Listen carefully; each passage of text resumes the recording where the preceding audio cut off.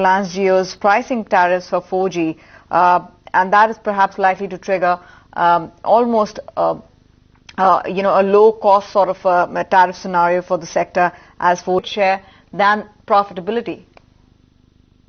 Yeah, thanks for having me on the show. It seems likely.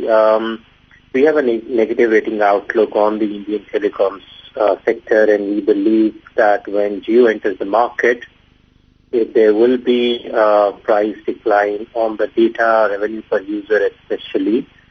And if you look at the trend, what's happening is that voice revenue per user has been declining as people are shifting to WhatsApp and Facebook and other applications, while the data revenue per user has been holding up so far.